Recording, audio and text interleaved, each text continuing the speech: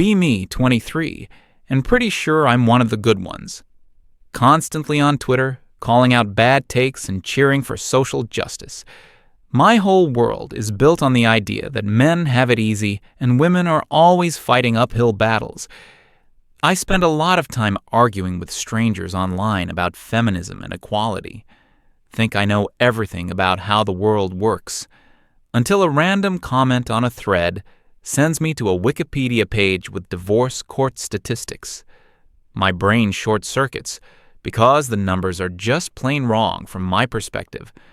Sitting at my laptop around midnight on what I think was a Tuesday or Wednesday in March.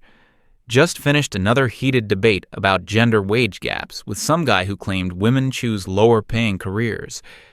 Demolished his arguments with statistics and peer-reviewed studies, feeling pretty accomplished about educating another ignorant person. Scrolling through replies when I notice this random comment buried deep in thread. Some throwaway account linking to Wikipedia page about child custody outcomes. Click it thinking I'll find more ammunition for future arguments about systemic bias. Page loads and my confidence starts cracking like ice in spring. Numbers show that fathers get primary custody in only about 18% of cases. Mothers get it in around 82% of situations. Joint custody is rare, and when it happens, mothers still usually have primary residence. Must be propaganda from men's rights activists, right? These statistics have to be twisted, manipulated, taken out of context somehow. But it's Wikipedia, and the sources look legitimate. Government data, court records, academic studies, close laptop, try to forget what I read, but numbers keep bouncing around in my head for next several days. Finally decide I need to investigate this properly.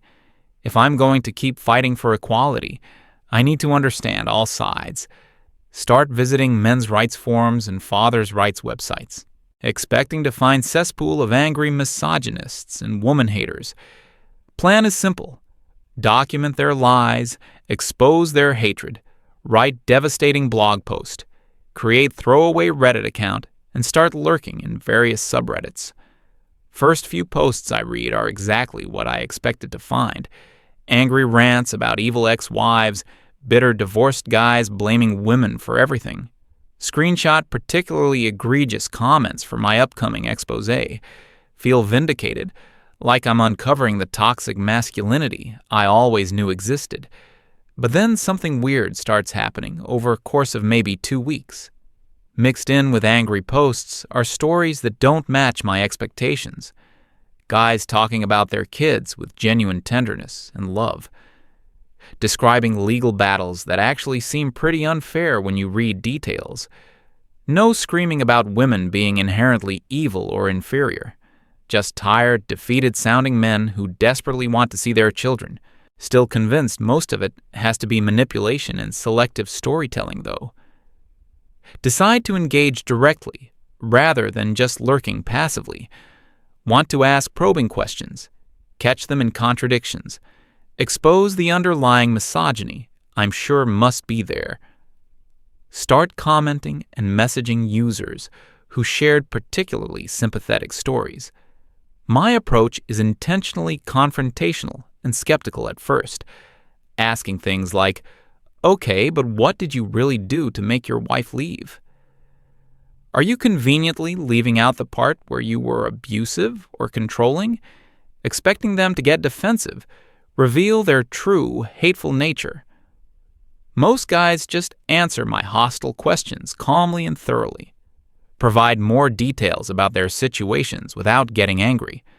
Some even thank me for taking time to listen and ask questions. Start realizing that my confrontational approach isn't working as planned. These men aren't responding with the rage and defensiveness I expected. They're just explaining their circumstances patiently, like they're used to not being believed. Spend weeks diving deeper into various forums and message boards, reading hundreds of posts and personal stories. Patterns start emerging that make me uncomfortable. Stories about mothers who alienate children from their fathers. Court systems that seem biased toward maintaining status quo. Fathers who lose everything, house, savings, access to kids, in divorce proceedings. Lawyers who advise men to accept minimal visitation rather than fight. One particular user's story starts standing out among all the rest. Username is something generic like Mike _dad _2016 or similar. His posts have different tone from most others on these forums. No anger, no bitterness toward his ex-wife, no generalizations about women. Just quiet, almost resigned desperation about missing his 7-year-old son. Describes ongoing court battles that have been dragging on for years. Mentions legal fees that completely bankrupted him. His writing style is measured, careful, almost literary. Talks about his boy who loves drawing dinosaurs and building with blocks. Mentions how kid asks why daddy can't come to school plays or birthday parties. Describes his ex-wife systematically scheduling activities during his visitation times. Canceling visits at last minute with excuses about son being sick or having homework. No name-calling, no wild accusations, just documentation of broken promises. Something about his posts resonates with me in a way I wasn't expecting. Maybe it's the obvious love for his child that comes through every word, or the complete absence of hatred toward his ex despite what she's apparently doing. Start following his posts regularly, checking forum daily for his updates. Find myself genuinely hoping things work out for him and his son. After reading his story for maybe 3 weeks, decide to reach out privately. Send him direct message introducing myself as journalism student. Lie about working on article about family court reform and father's rights. Explain that I want to understand his situation better. Get his perspective. He responds within few hours, seems genuinely grateful that someone wants to listen. Says most people assume he must have done something wrong to lose access to his son. We start exchanging messages regularly over next several weeks. He shares more intimate details about his marriage and divorce. Tells me his ex-wife seemed to change overnight after filing papers. Woman he thought he knew became cold, calculating, strategic. Started documenting every minor disagreement they'd ever had. Presented their entire relationship history as pattern of emotional abuse and control. Meanwhile, he was still hoping they could somehow work things out for their son's sake. Learned that his ex hired expensive lawyer known for aggressive custody tactics, someone with reputation for playing psychological games and manipulating court proceedings, while Mike could barely scrape together money for basic legal representation. His overworked public defender seemed disinterested in fighting hard. Advised him early on to accept minimal visitation rights and supervised visits. Said that fighting would just drag things out and make everything worse for everyone involved. As weeks turn into months, our conversations become daily routine. He shares updates about court dates, legal motions, attempts to see his son. I find myself genuinely invested in the outcome of his case. Start spending hours researching family law in his state, looking up legal precedents, successful custody challenges, appellate court decisions, sending him articles and case studies that might help his situation. Realize I'm dedicating more time to his case than to my usual activism. Barely posting on my social justice blogs anymore, ignoring discussions about wage gaps and glass ceilings. Friends start asking why I'm not engaging in their feminist debates.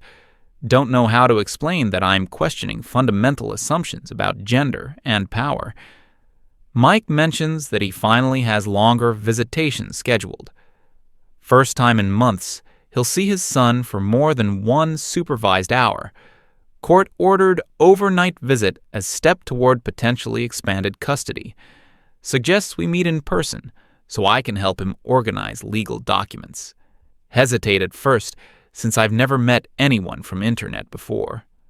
All my friends' warnings about online predators and dangerous men echo in my head. But his case has become deeply personal mission for me by this point. Agree to meet at coffee shop in downtown area on Saturday afternoon. Choose busy public place with good cell phone reception. Tell my roommate where I'm going and when to expect me back. Arrive early to scope out location and choose table with clear view of entrance. Recognize him immediately when he walks in. Looks exactly like profile picture. Appears tired and older than photos suggested, wearing wrinkled button-down shirt, carrying worn leather messenger bag that's seen better days. But he's not alone like I expected.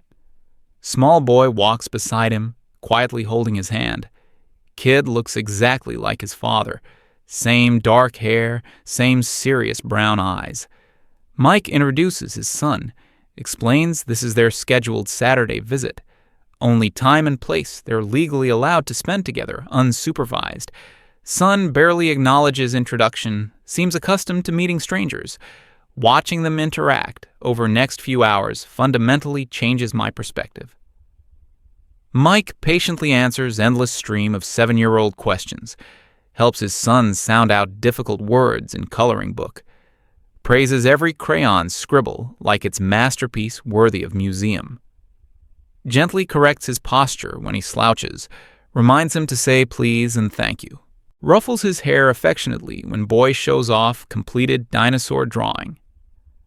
Nothing about their relationship seems forced or performative, just natural father-son bonding that I recognize from my own childhood. Kid obviously adores his dad, lights up when Mike laughs at his silly jokes, asks innocent questions about when they can live together again. Mike's face shows brief flash of pain before he gently explains why that can't happen.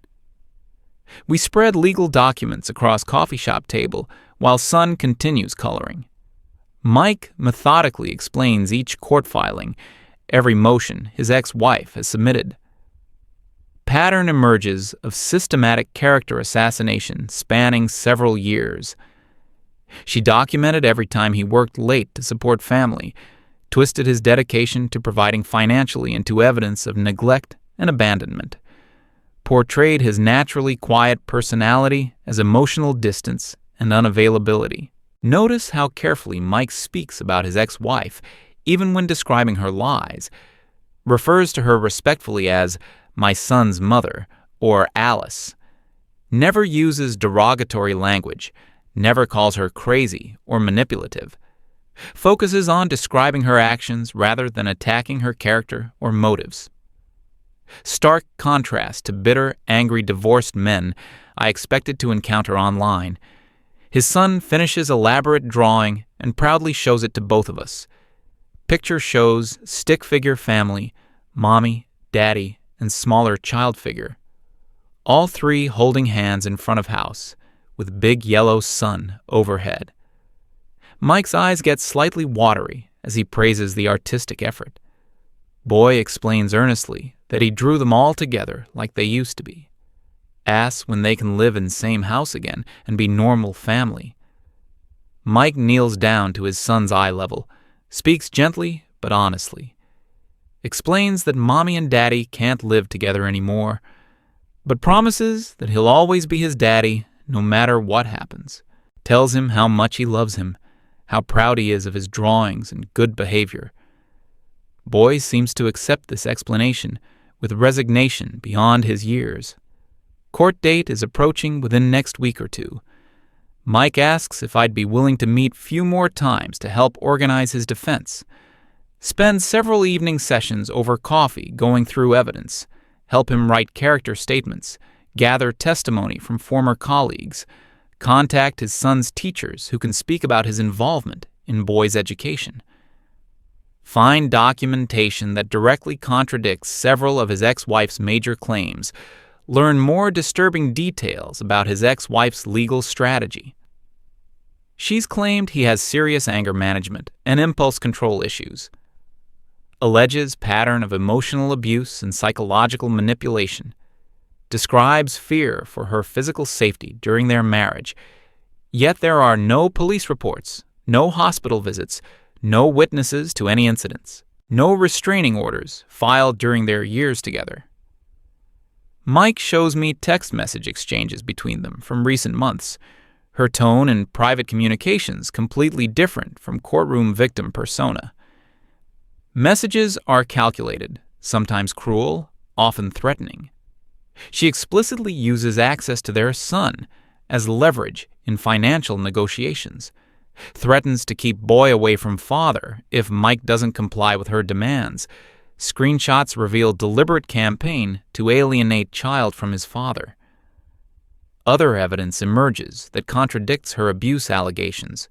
Photos from family events showing them happy together. Social media posts where she bragged about having devoted husband. Testimony from mutual friends who never witnessed any concerning behavior. Her own journal entries that Mike's lawyer somehow obtained through discovery. Describe their marriage problems in terms of growing apart, not abuse or control. Day before court hearing arrives faster than expected. Meet Mike at same coffee shop for final preparation session. His son isn't there this time. Overnight visitation was suddenly canceled. Ex-wife claimed boy came down with stomach flu and needed to stay home. Pattern that happens frequently whenever important court dates approach. Another manipulation tactic that we can document but probably can't prove. Go over his testimony one final time. Practice staying calm under pressure. Mike has prepared for hostile cross-examination and leading questions. Gathered character witnesses who'll speak about his fitness as parent. Compiled timeline documenting every canceled visit and broken promise. Organized evidence chronologically to show pattern of alienation. Feel like we've covered every possible angle and built strongest case possible. Morning of court hearing arrives on what I think was Thursday in early May. Courthouse parking lot is packed. Take forever to find space. Building buzzing with lawyers in expensive suits and stressed-looking families. Mike arrives wearing his best outfit. Navy suit that's slightly too big. Carrying organized folder containing months of preparation. Meets with his court-appointed attorney to go over final strategy. His ex-wife Alice arrives with her legal team about 30 minutes later.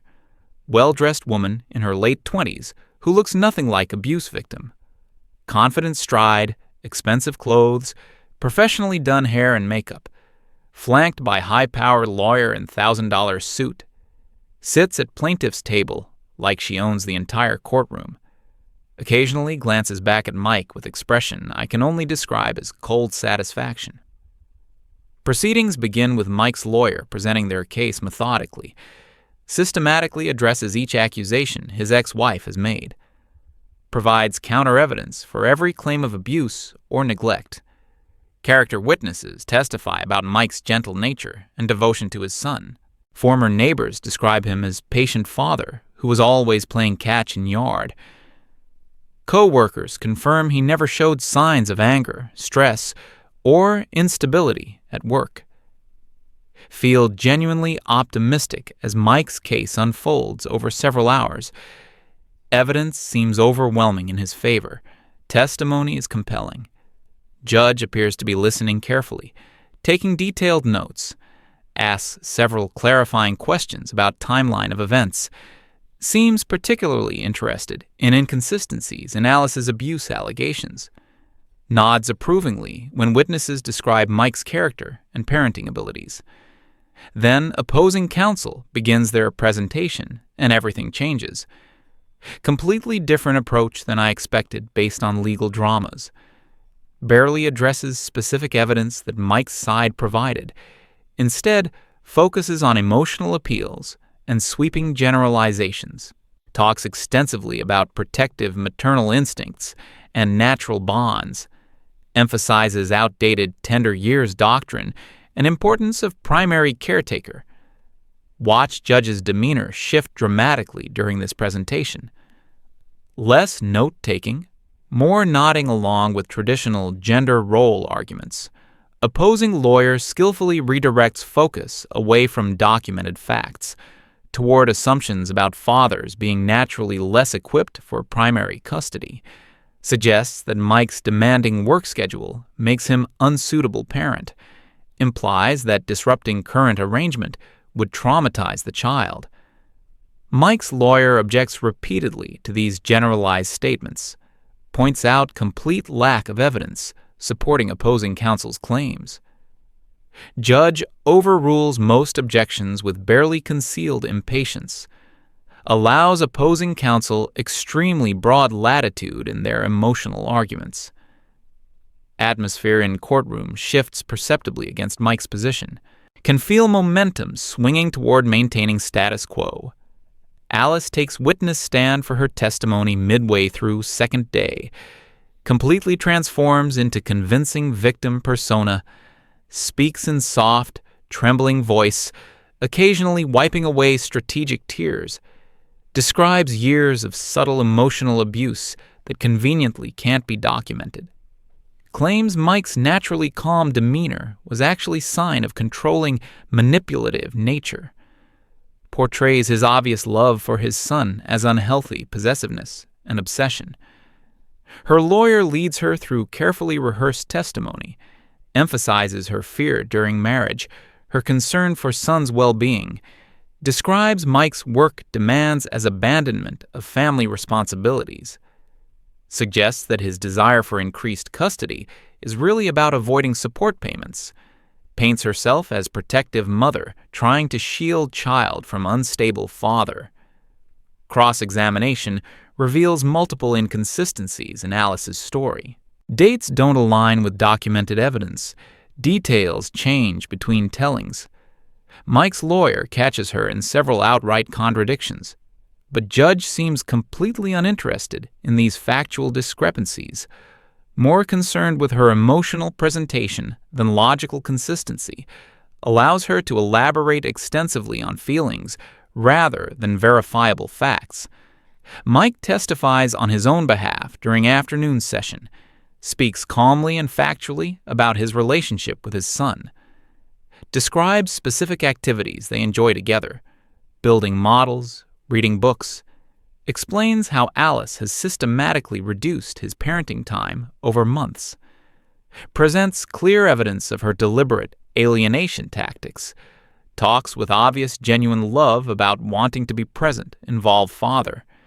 His testimony is heartfelt but measured, focused on child's best interests, never speaks harshly about Alice despite years of her sabotage, provides specific examples of canceled visits and broken promises, demonstrates intimate knowledge of son's interests, fears, and developmental needs, explains how current limited visitation arrangement hurts both father and child.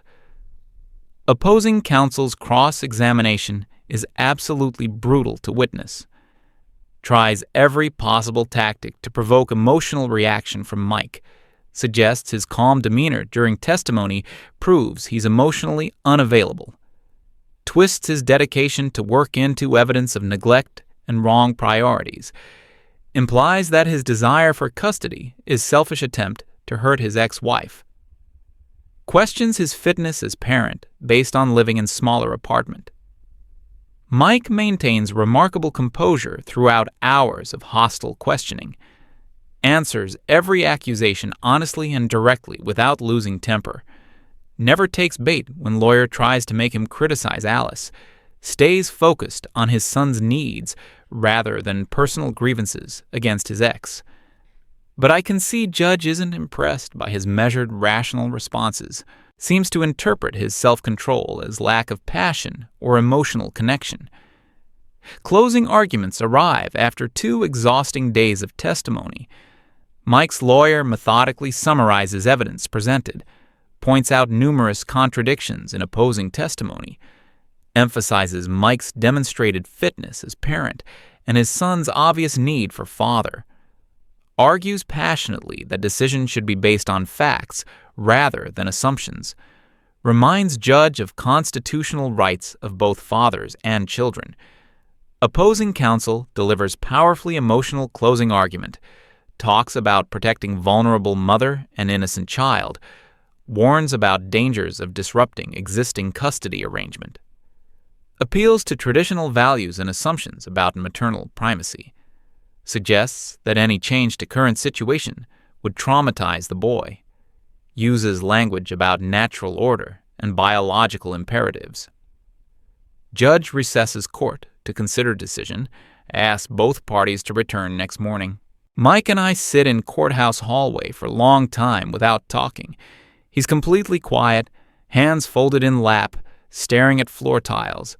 Occasionally checks phone, hoping for text message from his son. Expresses quiet worry about how ongoing legal battle is affecting the boy. Wonders if he should have accepted original limited visitation arrangement. Spends sleepless night thinking about everything I've witnessed. All my assumptions about gender, power, and justice have been challenged. System I thought favored men clearly works against this particular father.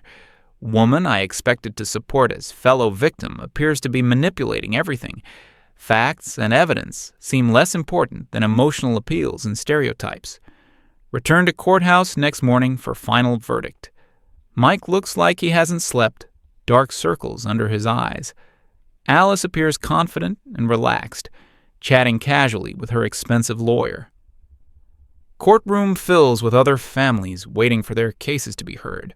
Judge enters and begins reading decision in formal, dispassionate tone. Decision covers several pages of legal language and precedent citations. Talks extensively about best interests of child and maintaining stability. Mentions importance of primary attachment and continuity of care. Uses language that sounds objective and child-focused, but feels completely predetermined. Never directly addresses evidence of alienation or Alice's contradictory testimony. The judge announces the decision. Full custody goes to the mother. I look at Mike. He just sinks in his chair, no fight left in him. His wife smiles, a cold, calculating smile. It's not about what's right. It's about what's easy for the court. I feel completely hollow inside. I went in to help, thinking I could fix a broken system with logic and facts. I was just an idiot who fell for my own illusions. My blog is gone. I can't bring myself to post on it. I learned that the world isn't black and white, and my activism was just a bunch of words in the face of real pain.